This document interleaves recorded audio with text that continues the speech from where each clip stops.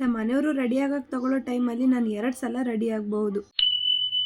Hi hello ಎಲ್ರಿಗೂ ನಮಸ್ಕಾರ, welcome to my mini vlog. ಇವತ್ತು ಬೆಳಗ್ಗೆ ಎದ್ದ ತಕ್ಷಣ ಸೀದಾ ಅಡುಗೆ ಮನೆಗೆ ಬಂದು ಚಪಾತಿ ಮಾಡ್ಕೊಳ್ಳೋಕ್ಕೆಲ್ಲ ಕಲಸಿಟ್ಟು ಹಾಗೆ ಜೊತೆಗೆ ಗೊಜ್ಜು ಮಾಡಿಟ್ಟು ಇನ್ನು ವಾರ ಇದ್ದಿದ್ದರಿಂದ ಕಸ ಹೊಡ್ಕೊತ ಹಾಗೆ ಬ್ಯಾಕ್ಗ್ರೌಂಡಲ್ಲಿ ಒಂದೊಳ್ಳೆ ಮ್ಯೂಸಿಕ್ ಹಾಕ್ಕೊಂಡು ಅದನ್ನು ಕೇಳಿಸ್ಕೊತ ಹಾಗೇನೆ ಎಲ್ಲ ಒರೆಸ್ಕೊಂಡು ಬಂದು ಇನ್ನು ಚಪಾತಿ ಹರ್ಕೊಂಡು ಅದನ್ನು ಬೇಯಿಸಿಟ್ಟೆ. ಅಷ್ಟರಲ್ಲಿ ನಮ್ಮ ಮನೆಯವರು ಪೂಜೆ ಮಾಡಿ ಅವ್ರು ರೆಡಿ ಆಗ್ತಾಯಿದ್ರು. ಇನ್ನು ನಮ್ಮ ಮನೆಯವರು ರೆಡಿ ಆಗಕ್ಕೆ ತಗೊಳ್ಳೋ ಟೈಮಲ್ಲಿ ನಾನು 2 ಸಲ ಬೇಕಾದರೆ ರೆಡಿ ಆಗ್ಬೋದು, ಆ ಲೆವೆಲಿಗೆ ಟೈಮ್ ತೊಗೋತಾರೆ. ರೆಡಿ ಆಗಬೇಕಾದ್ರೆ ಏನಿಲ್ಲ ಅಂದರೂ ಒಂದು 2 ಜೊತೆ ಬಟ್ಟೆನಂತೂ ಟ್ರಯಲ್ ನೋಡ್ತಾರೆ. ಆಲ್ರೆಡಿ ನನಗೆ ಕಾಲೇಜಿಗೆ ಬೇರೆ ಟೈಮ್ ಆಗಿತ್ತು. ಹಂಗೂ ಹಿಂಗೂ ಸಾಹೇಬರು ರೆಡಿ ಆದ್ರು. ಇನ್ನು ನಾನು ಕೂಡ ರೆಡಿಯಾಗಿ ತಿಂಡಿ ತಿನ್ಕೊಂಡು ಬ್ಯಾಗ್ ಪ್ಯಾಕ್ ಮಾಡಿಕೊಂಡು ಇನ್ನು ಗಾಡಿ ಹತ್ಕೊಂಡು ಸೀದಾ ಕಾಲೇಜ್ ಹತ್ರ ಬಂದೆ. ಇನ್ನು ಅವ್ರಿಗೊಂದು ಬಾಯ್ ಹೇಳಿ ನಾನು ಸೀದಾ ಕ್ಲಾಸ್ ಒಳಗಡೆ ಹೊರಟೆ. ಆಲ್ರೆಡಿ ಕ್ಲಾಸ್ ಸ್ವಲ್ಪ ಸ್ಟಾರ್ಟ್ ಆಗಿತ್ತು. ನಾವು ಗೊತ್ತಿದೆಯಲ್ಲ ಯಾವತ್ತಿದ್ರು 5 ನಿಮಿಷ ಲೇಟೆ. ಇನ್ನು ಗ್ಯಾಪಲ್ಲಿ ನಮ್ಮ ತರಲೆ ಪುಟ್ಟಿಯವರು 2 ಸ್ಟೆಪ್ ಆಗ್ತಾ ಇದ್ದಾರೆ, ನೀವೇ ನೋಡಿ.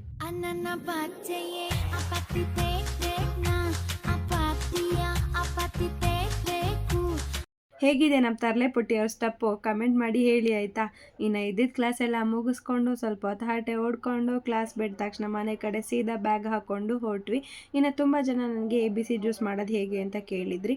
ಇದ್ರ ಕಂಪ್ಲೀಟ್ ವ್ಲಾಗ್ನ ನಾನು ಯೂಟ್ಯೂಬ್ ಚಾನಲಲ್ಲಿ ನಾನು ಅಪ್ಲೋಡ್ ಮಾಡಿರ್ತೀನಿ. ಇದನ್ನು ಹೇಗೆ ಮಾಡೋದು, ಇದರಿಂದ ಬೆನಿಫಿಟ್ಸ್ ಏನು ಅಂತ ನಿಮಗೂ ಇದ್ರ ಬಗ್ಗೆ ತಿಳ್ಕೊಬೇಕು ಅಂತ ಇದ್ದರೆ ನಾನು ಯೂಟ್ಯೂಬ್ ಚಾನಲ್ಗೆ ಹೋಗಿ ವಿಡಿಯೋನ ಪೂರ್ತಿಯಾಗಿ ನೋಡಿ. ಇನ್ನು ಈ ವ್ಲಾಗ್ ಇಷ್ಟ ಆದರೆ ಲೈಕ್ ಮಾಡಿ, ನನ್ನ ಪೇಜ್ನ ಫಾಲೋ ಮಾಡ್ಕೊಳ್ಳೋದು ಮರಿಬೇಡಿ.